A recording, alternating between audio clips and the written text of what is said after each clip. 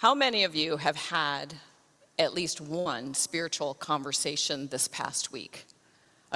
We've got some folks. You don't have to raise your hands, but that's exciting to see.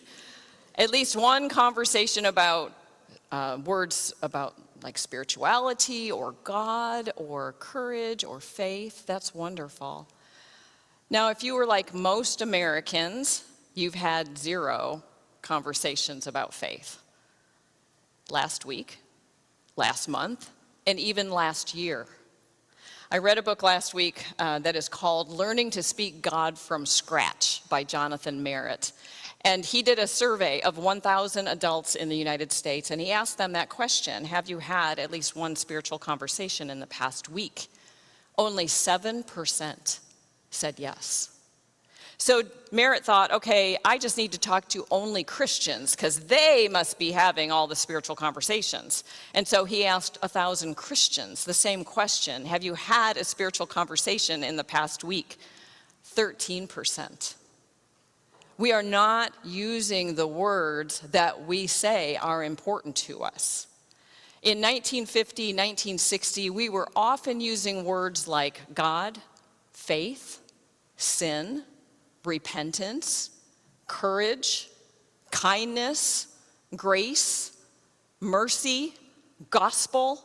We were using those words in conversation, but in the past 75 years, we have stopped using those words. We are using them 75% less. Can you imagine?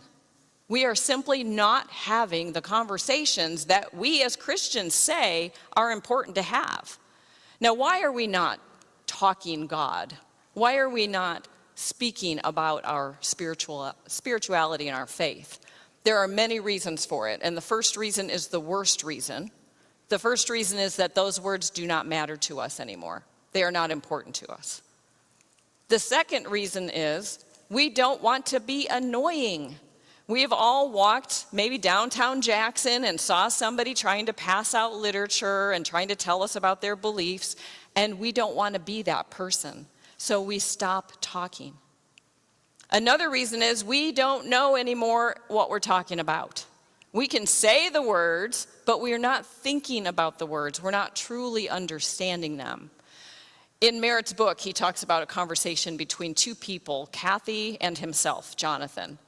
Kathy says, I invited Jesus into my heart. Jonathan said, what does that mean?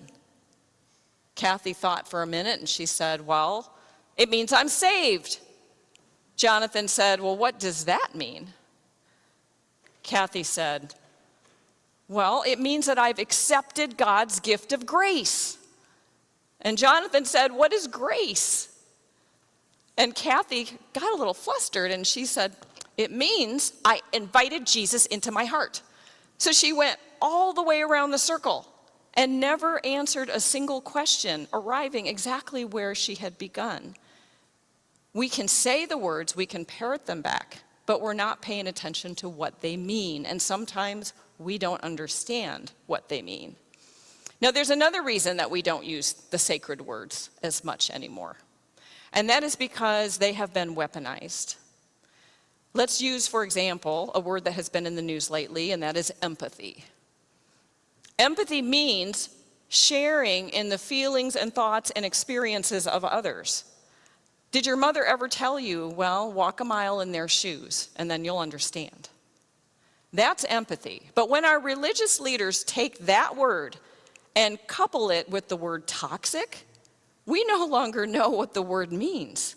We're not sure anymore. You see, words are just containers.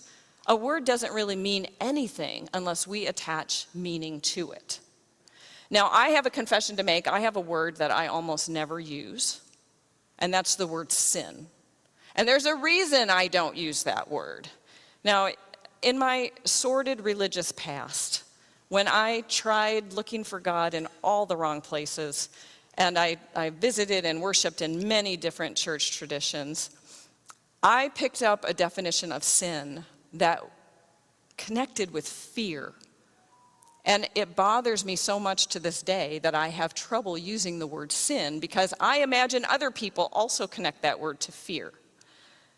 What I was taught in some of the other church traditions where I worshiped was that if we were to die and we had any unconfessed sin in our lives, that we would go straight to hell.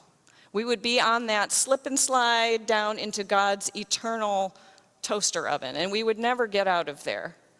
And so if you accidentally sinned, and then you died in a car accident or something, you had no hope. So sin and fear were always linked. God's judgment weighed heavier than God's mercy and God's love. And so I try not to use that word sin very often, but Merritt says that's a mistake. He says that we need to keep using the words that tell us about the gospel, but all we have to do is change that container. So the container is not exactly the right one, so let's give the word sin the correct container. So let's say I have a softball, and I throw the ball, and I'm going to throw it to Melissa, and Melissa's going to catch it, so she's what I'm aiming at. Sin actually in the Gospels means missing the mark.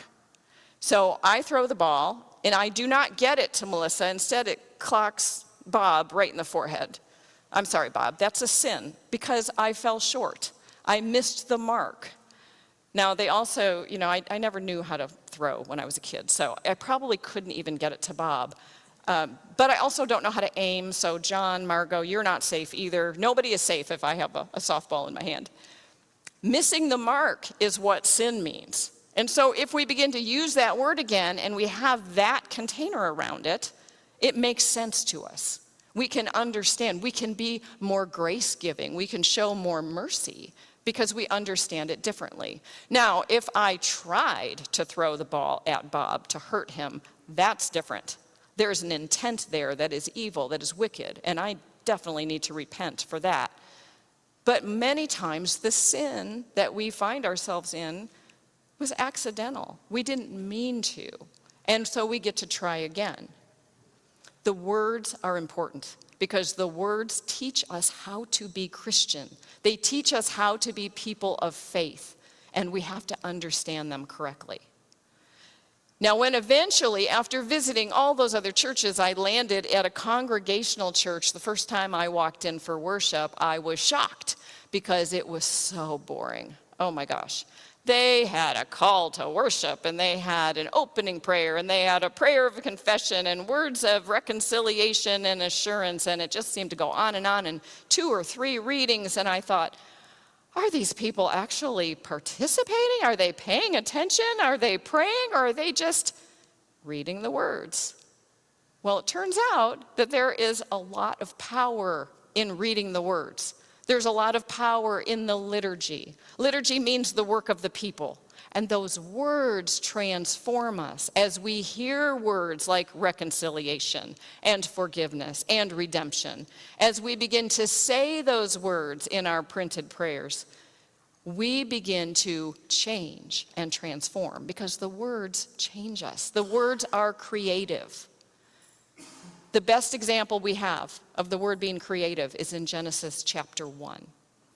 God said, "Let there be light," and there was light. God said, "Let the earth bring forth all manner of vegetation," and it was. Let the sea create or bring forth creatures of its kind, and let the dry land bring forth wild animals, and it was so. The word goes out and it transforms us. And if we want to be a church that is vital and transformational, we must have those words. We must hear them, we must understand them, and we must use them. We can't be part of that whole group of Americans who don't say the words anymore. Now, in the churches that I had visited, they had a different view of the words. They didn't see the words as transforming and creating. Instead, they saw the words as just an expression of what is already inside coming out. And so what was said was no longer important. The call to worship didn't matter anymore. The words of reconciliation didn't matter anymore because we didn't view them as transforming us, as changing us. And now I think I know better, but I'm not sure that we all fully understand. Now, those conversations are so important. And those words, we must hold on to them because there is a steep price to pay when we don't have those words any longer. If for 75 years we have stopped using, largely, the words courage and grace and mercy and kindness, we wake up one day in a society where people are not courageous, they are afraid. People are not filled with grace. People are showing no mercy, and people don't even know how to be kind to one another anymore. And we say, what happened? How did we get here? Language is just one piece of the reason, but it is a significant one. If we're not using the words, if we're not calling that which is not as if it were, it will never be. So it's our job as a church to bring back our understanding of those words, to make the time to have those spiritual conversations. And that is exactly what Jesus tells Martha in our reading today. Now, that is probably one of the better known stories in the New Testament. Mary and Martha. If you've been a Christian for 5 minutes, you've probably heard it. And you also probably decided already that Martha is bad and Mary is good. Right? Wrong. Let's set that aside. We're not meant to polarize these two ladies. We have far too much of that going on in our world today. But let's get a little context so that we know what exactly is happening and why this story was included in Luke's gospel for us. So in Luke chapter 10, we have two stories before this one. 2 weeks ago, we talked about Jesus sending out the 70 or the 72, depending on your translation, and they were to go out with no supplies at all. They were to be fully dependent on the hospitality of other people, strangers. In Samaria, where they weren't even welcome, they weren't even friendly with these folks.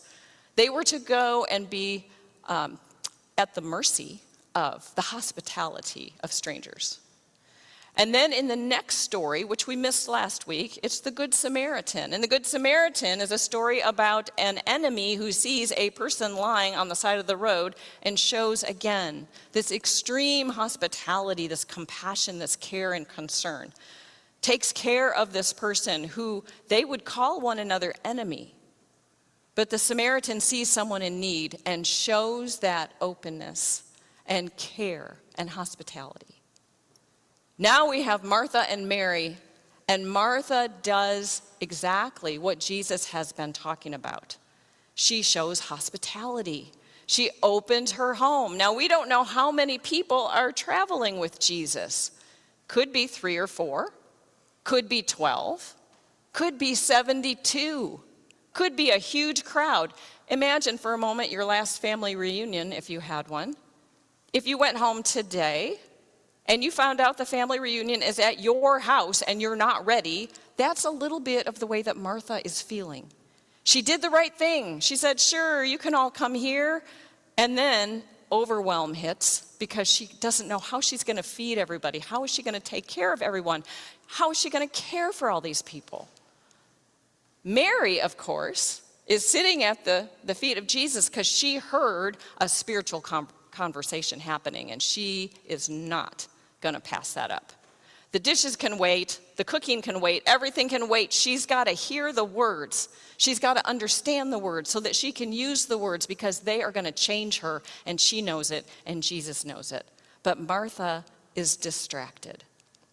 That is her only sin. She falls short of the goal of full hospitality. She gets distracted, and she misses what is most important. And that is all Jesus wants us to get, I think, from this story, at least today.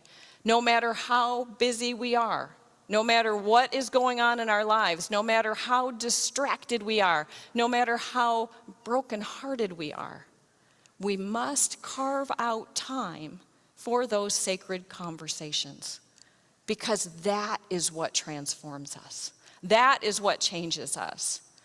The gospel is all about words. You are all here today because a long time ago, somebody told somebody the good news. And they told somebody who told somebody who told somebody who told somebody who wrote a letter to somebody who told somebody else who told you. You heard the words, and you are here, and you are changed. And that is what we need to keep our mind focused on. We've got to carve out time for these sacred conversations. We have to use the words again so that we understand what they mean and we can share the good news with other people. And so that's our assignment for this week. Now, don't be obnoxious. Don't share the good news with somebody who is unsuspecting, like someone you're stuck in the elevator with or in the grocery line. Practice on one another, because you'll have, not a hostile audience, and you won't be that annoying person that none of us want to be, right? Practice on one another. And one word of caution, and that is, if somebody sneezes and you say, God bless you, that does not count. It's got God in it, it's got bless in it. I know it sounds good, but that is not a spiritual conversation, all right? So this week, let's resurrect those words, the words that you feel comfortable using. Ask somebody, what do you think about grace? What is it? What do you think about mercy? Should we show mercy? When should we show mercy? What do you think empathy is, anyway? Ask the questions, practice on one another, and let's begin to speak God together.